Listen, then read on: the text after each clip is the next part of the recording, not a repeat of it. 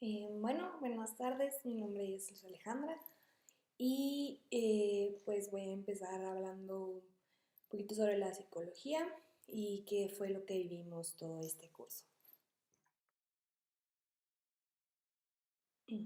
Bueno, pues para empezar primero tenemos que definir qué es la neuropsicología y la neuropsicología es una neurociencia que estudia las relaciones entre el cerebro y la conducta. O sea, el sujeto de estudio de la neuropsicología pues son los humanos y las conductas que se estudian más específicamente son pues, el pensamiento, la memoria, el lenguaje, funciones ejecutivas y formas más complejas de motricidad y percepción. Entonces, esto es nomás para darnos un poquito de contexto de qué es la neuropsicología y luego ya vamos a ir a hablar más específicamente de pues todo lo que conlleva y lo que estudia más a fondo. Pues bueno, antes de poder empezar ya a ver más sobre los daños y enfermedades que estudia la neuropsicología, primero tenemos que ver, pues, en general, cada parte de lo que vamos a ir viendo más por encima. Y pues el cerebro es uno, y el cerebro, antes de llegar a él, hay lo que se llaman capas cerebrales, que empieza por el cuero cabelludo, luego el perostio, luego el hueso, dura madre, aracnoide, vía madre y ya llegamos al cerebro. Son las como capas que van cuidándolo. Y el cerebro está constituido por dos hemisferios, el hemisferio pues, derecho y el hemisferio izquierdo. Y está unido por el cuerpo calloso. Y para el estudio de ya las funciones del cerebro se divide en sistema nervioso central y el sistema nervioso periférico, que estos dos se dividen del sistema nervioso, que es lo que vamos a hablar a continuación. Ahora vamos a hablar sobre el sistema nervioso. Y pues todas las actividades que realiza el organismo están reguladas y supervisadas por un mecanismo de integración y control que está denominado el sistema nervioso. Y la función del sistema nervioso consiste en coordinar las actividades sensitivas, motoras, vegetativas, cognitivas y comportamentales del ser humano, gracias a la capacidad que tiene para recibir, transmitir y emitir información. Esto es lo que es el sistema nervioso, y el sistema nervioso está dividido por el sistema nervioso central y el sistema nervioso periférico.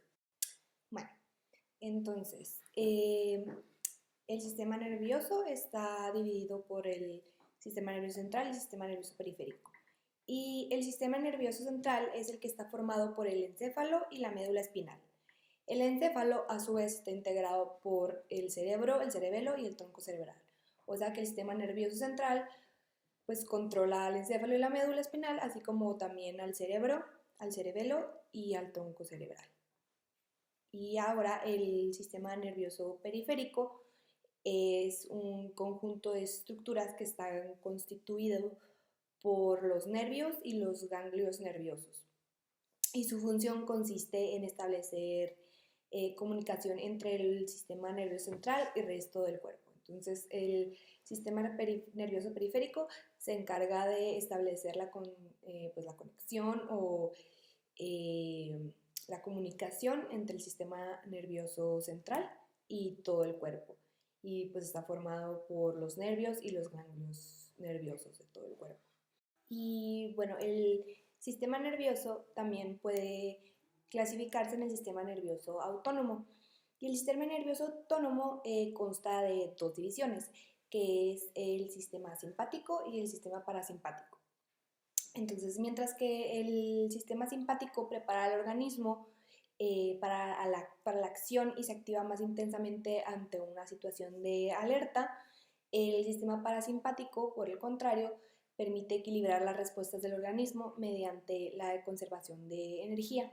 Entonces, lo que esto quiere decir es que el sistema simpático es el que prepara al organismo para la acción. En un caso de alerta es el que hace que suba la adrenalina para salir corriendo o así, y por el contrario, el parasimpático es el que equilibra todas las respuestas en el organismo para conservar energía, o sea que ya que la situación esté un poco más calmada, por ejemplo, es el que hace que todo se calme y se tranquilice para guardar, como dice, energía. Entonces, ese es otro de los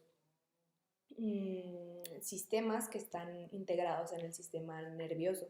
Entonces, el sistema nervioso central, el sistema nervioso periférico y el sistema nervioso autónomo. Bueno, ahora vamos a hablar un poquito sobre las neuronas y las neuroglías. Y pues se estima que el sistema nervioso dispone de 100.000 millones de neuronas, de las que más del 60% se encuentran situadas en la corteza cerebral. Las neuronas son las células magnas del sistema nervioso, son las que están especializadas en transmitir los estímulos, mientras que las neuroglías son las células nerviosas que facilitan la actividad de las neuronas, o sea que las neuroglías están para ayudar a que le sea más fácil a la neurona transmitir los estímulos. Y las neuroglías están clasificadas en 5, que son los astrocitos, las células ependimales, las microglías y los oligodendrocitos. Y por último están las células de Schwann. Entonces, estas son las 5 clasificaciones de las neuroglías. Y bueno, ahora vamos a hablar de las divisiones funcionales de la corteza cerebral.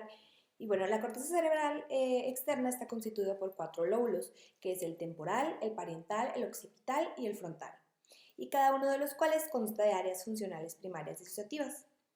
Entonces, ahora vamos a hablar de los 4 lóbulos y qué es lo que hace cada uno y de qué se encarga y para qué funciona. Y bueno, ahora pues vamos a hablar de los lóbulos, y el lóbulo frontal es el más grande de los 4 lóbulos y se caracteriza por su papel en el procesamiento de funciones cognitivas de alto nivel, tales como la planificación, la coordinación, la ejecución y el control de la conducta. Entonces, el lóbulo frontal se encarga de la planificación, la coordinación, la ejecución y el control de la conducta. Bueno, de ahí tenemos el lóbulo parietal. Y el lóbulo parietal se encuentra entre el lóbulo frontal y el occipital. Se encarga principalmente de procesar la información sensorial que llega de todas partes del cuerpo.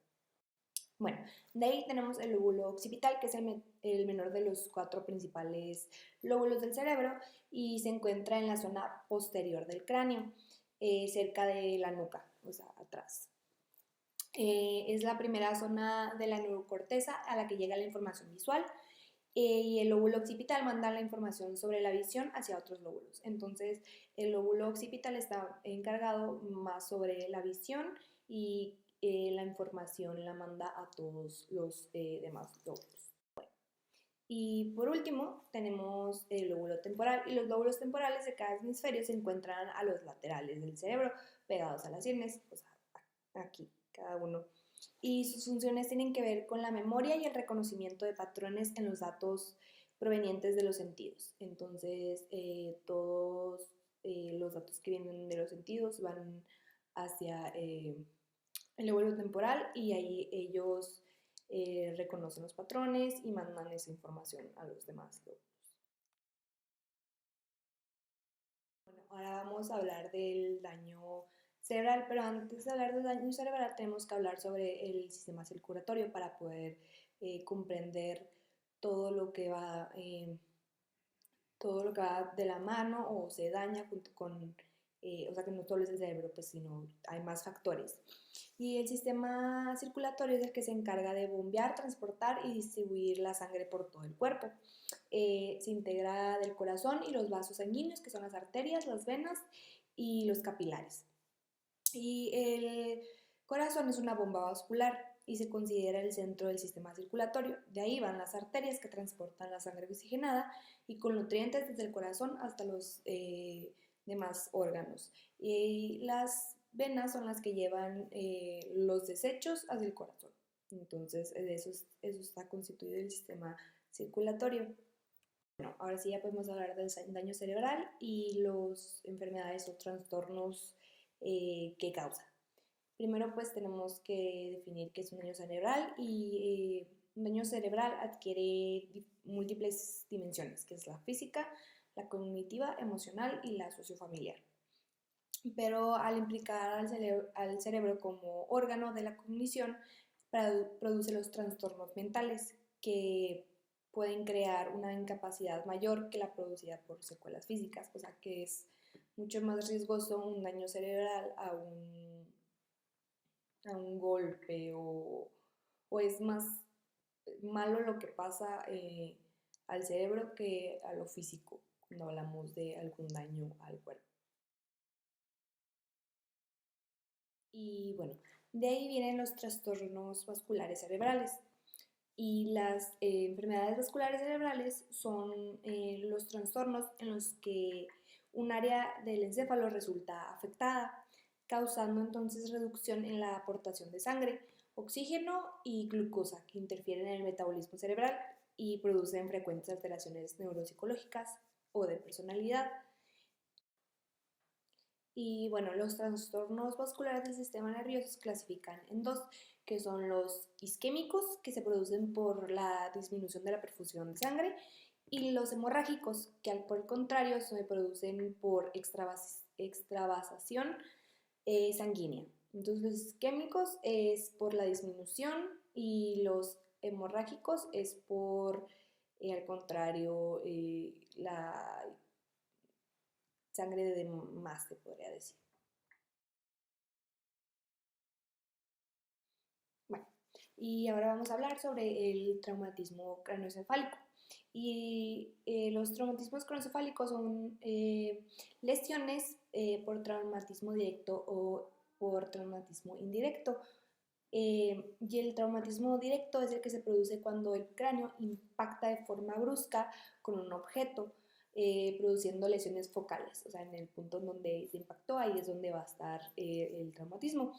Pero el traumatismo indirecto es el que se produce cuando el encéfalo se lesiona en el interior del cráneo, tras ser sometido a fuerzas de distensión, provocando, por ejemplo, la desaceleración repentina. Entonces, por ejemplo, cuando hay un choque y el carro acelera, el cuerpo se va adelante y es el golpe que se da el encéfalo contra el cráneo.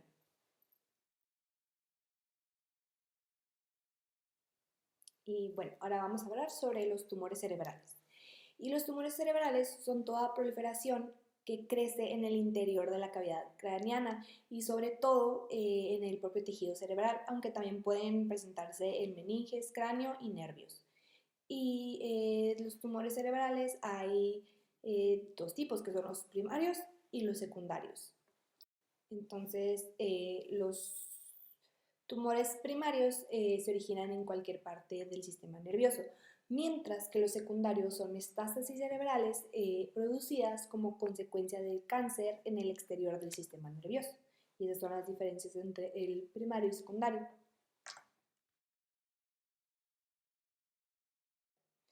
Pues ya por último tenemos las infecciones del sistema nervioso. Y el sistema nervioso puede verse afectado por diversos agentes infecciosos que acceden a él a través de la garganta, la nariz, los oídos, la sangre, etcétera, entre muchas otras cosas, y también como alguna operación o diferentes factores. Entonces, los factores causantes de infecciones del sistema nervioso pueden ser los virus, las bacterias, los hongos, los protozoarios y los parásitos. Y pues bueno, por mi parte es todo. Espero tenga un día y adiós.